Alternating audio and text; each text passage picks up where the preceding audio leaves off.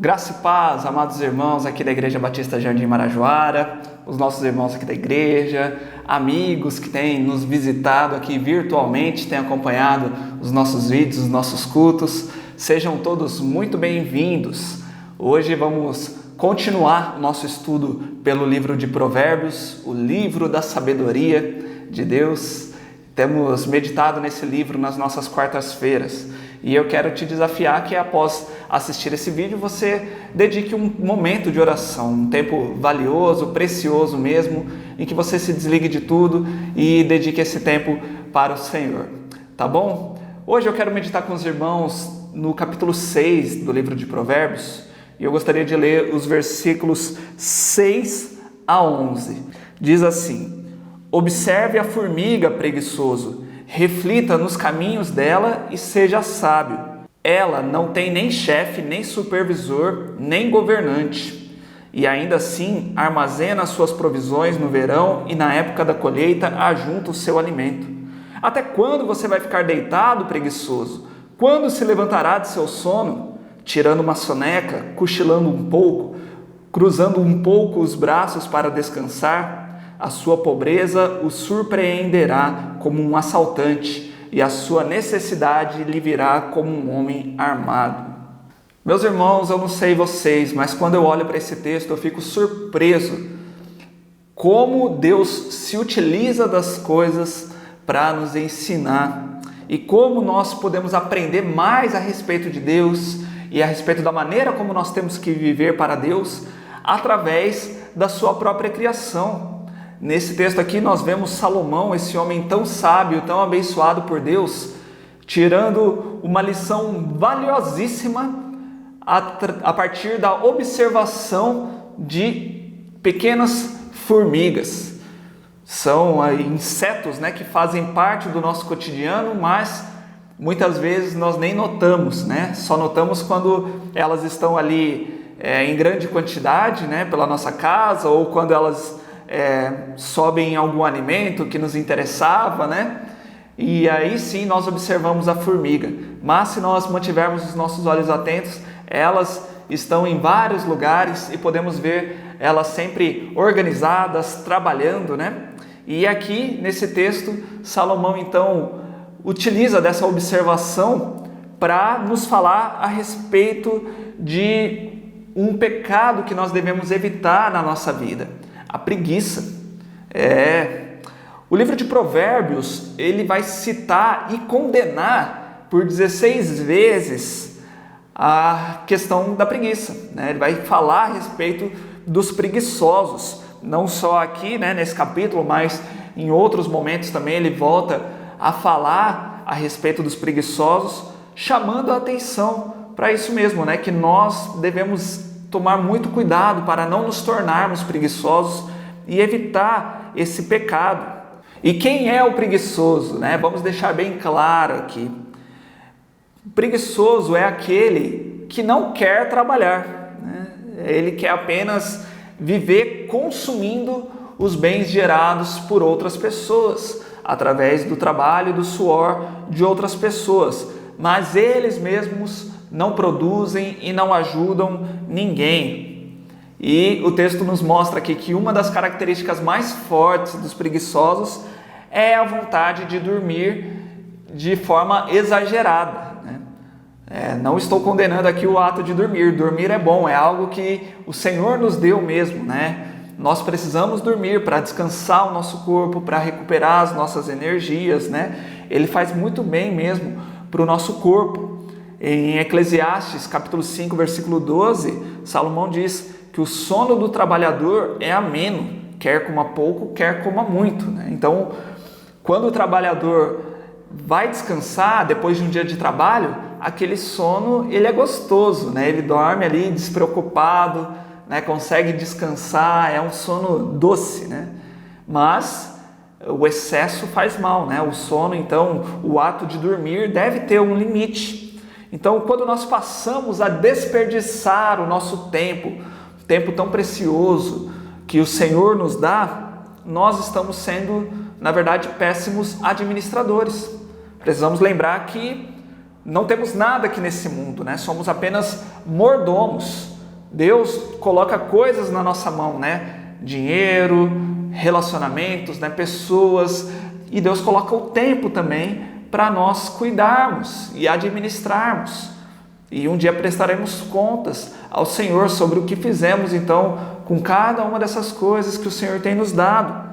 E o tempo, então, nós devemos tomar muito cuidado com ele, né? E não ficar desperdiçando ele com excesso de tempo dormindo, parado, né? Na cama e sem ser produtivo, né? Precisamos saber ter um equilíbrio na nossa vida, né? De saber os momentos de descansar, que é importante. O Senhor nos ensinou isso, né? 6 dias ele trabalhou e criou toda a terra, e no 7º dia ele descansou. Então o Senhor, ele foi produtivo e soube descansar. O problema é que na nossa sociedade nós vemos sempre os opostos, né? Ou pessoas que querem trabalhar demais e nunca descansar, ou pessoas que não querem trabalhar nada e só querem saber de descansar. Isso é um verdadeiro problema, né? Em Provérbios 26:14, Salomão nos diz: como a porta gira em suas dobradiças, assim o preguiçoso se revira em sua cama. Então, só fica ali se mexendo, né? Mas não sai do lugar, como uma porta que está parada ali, né? Ela pode abrir, fechar, se movimentar, mas não sai do lugar, né? E às vezes uma porta é até mais útil do que um preguiçoso, né? Que só fica na cama. E então, o preguiçoso ele age assim. Uma outra questão que o texto nos mostra também é que o preguiçoso ele só trabalha sob vigilância, né? Ele trabalha apenas por obrigação. E quando nós observamos a formiga, ela não tem chefe, né? Ela não tem ninguém mandando ela fazer, mas ela entende a responsabilidade do seu trabalho, né? Por que ela precisa trabalhar? E mesmo assim ela vai e trabalha.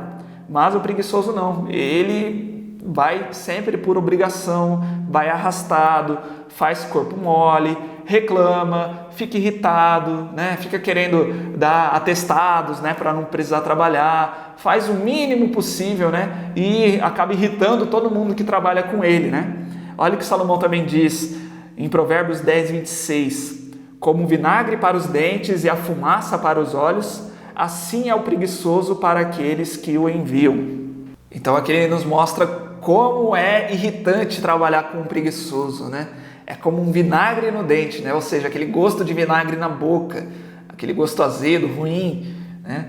E fumaça nos olhos, que te irrita, né? Fica o olho ardendo, você não consegue enxergar direito, às vezes dá até uma dor de cabeça, né? Então os preguiçosos são assim, não agregam em nada, atrapalham e irritam as pessoas que estão junto, né? Não devemos ser esse tipo de pessoas.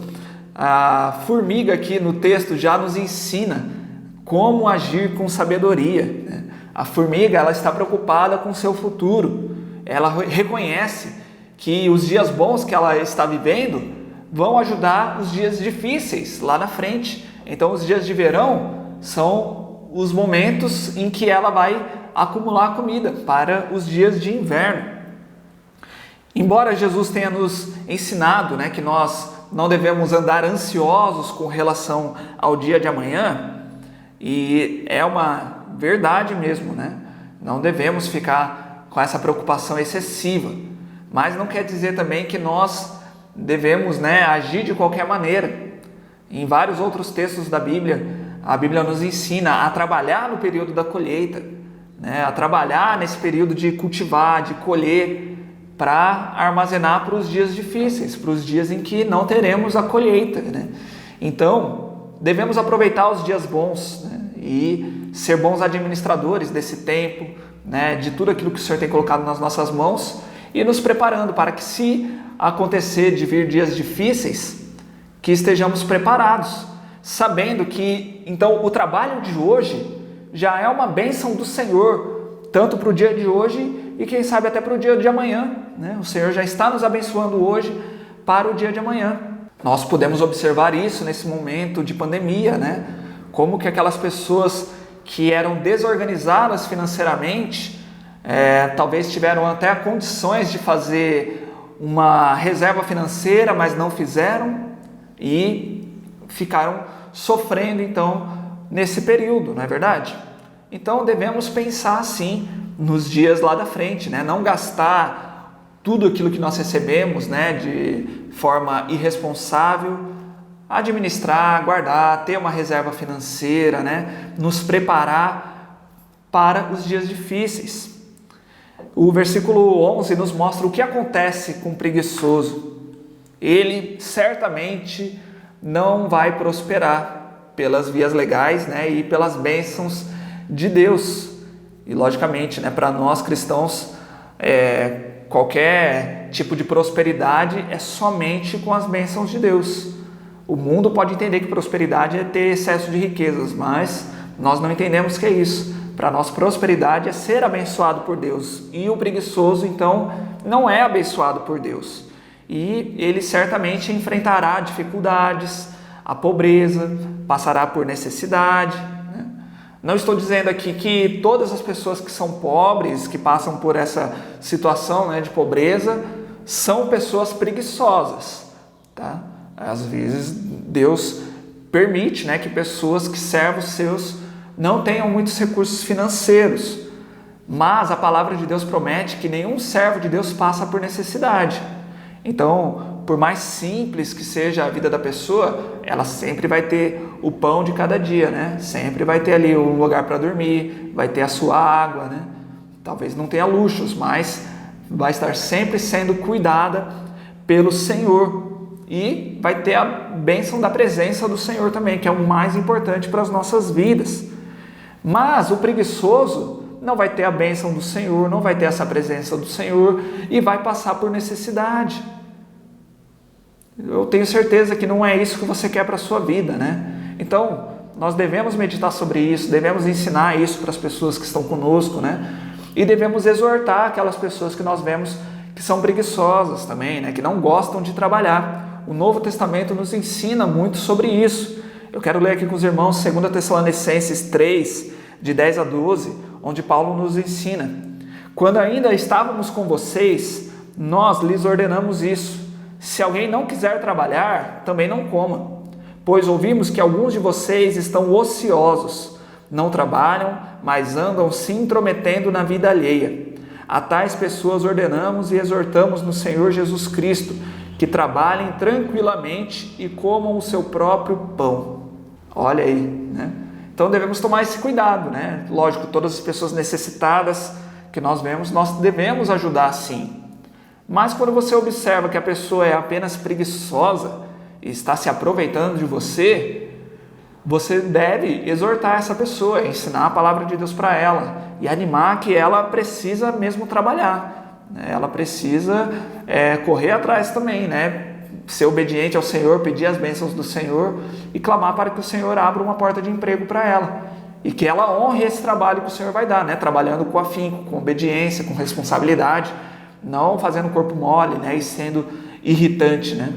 Então, nós devemos ser bons mordomos do Senhor, que possamos aprender a administrar bem o nosso tempo, a administrar bem a nossa força que o Senhor tem nos dado para trabalhar e aproveitar esse tempo de hoje, que podemos trabalhar e plantar, colher e contar também com as bênçãos do Senhor, né? Para que lá na frente, nos dias difíceis ou até nos dias de aposentadoria, possamos então desfrutar também das bênçãos do Senhor, que o Senhor já está nos dando hoje e poderemos também desfrutar lá na frente. Amém? Vamos orar?